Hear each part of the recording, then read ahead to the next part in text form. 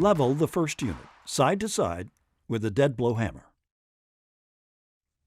Pitch the base course back 1/16 of an inch for each foot of wall height to keep the wall level on higher courses. Here's a tip.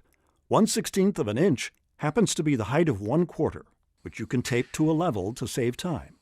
For every foot of wall height, tape 1/4 to the level. For a straight wall, set a string line against the back of the units. Continue leveling the blocks in this manner.